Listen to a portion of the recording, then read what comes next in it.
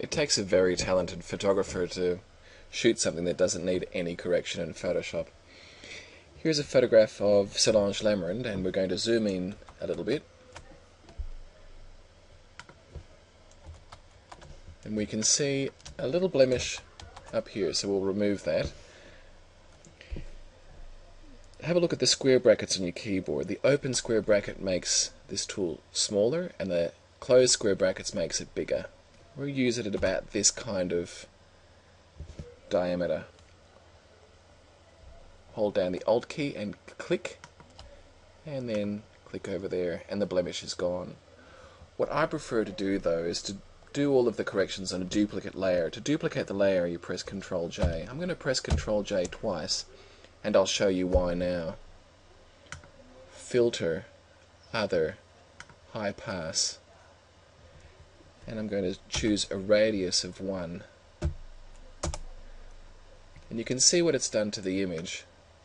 It's given it this kind of grey look, and that's not very interesting in itself. If we hold down Ctrl Shift L, we can see all of that change accentuated. But how can we use this map to improve our image? Let's go back over to Layer Styles, so click on the word Normal, and now click on Soft Light. If we zoom into the image and make this invisible and then visible, we can see the detail in the eye just pop a little bit, and that gives the photo the impression of sharpness that it didn't have in the original. Now, as a final trick, I'm going to press the L key. I'm going to use a feather of 20, and I'm going to go around the eye like this, and take in a little bit of that, and do the same over here. And now I'm going to scroll down and just get some of these highlights from the teeth, and some of this detail from around here. Okay, Control Shift J. What this does is just change this mode to normal and this mode to normal.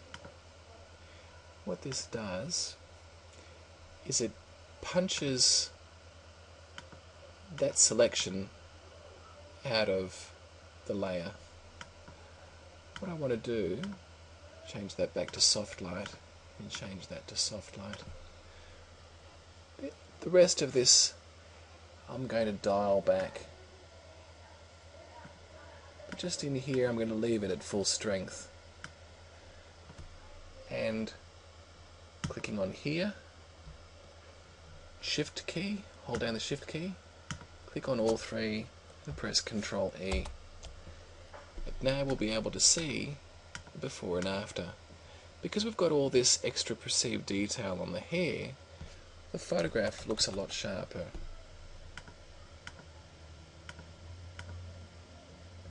Okay, so that's the beginning. Now, Control J, we're going to make some layer changes here. I'm going to go up here and press on Soft Light, show you what Soft Light looks like on its own. It's a bit strong, I'm going to dial it back to 34%. Control E collapses that back. Now, Control L will do some level adjustment, and I like to do levels one level at a time. So on red, I'm going to make this a bit redder. Green, dial it back there a little. Blue. And now in RGB, I'm going to lighten that up. Control J. And Control Shift L gives us auto levels. Now what you can do here is you can go back and just click on luminosity. Before, after. So I'm going to go up to this luminosity layer, Control E to collapse that layer, and you can see that the resulting photograph is a lot warmer and a lot more fun looking than the slightly bluish original photo. That's the original, that's the finished one.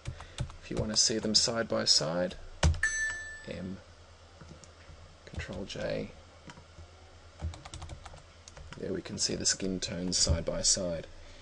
This is particularly important when you go to print a photograph, that you remove some of the blue in the skin tones, because that can make skin look a bit muddy.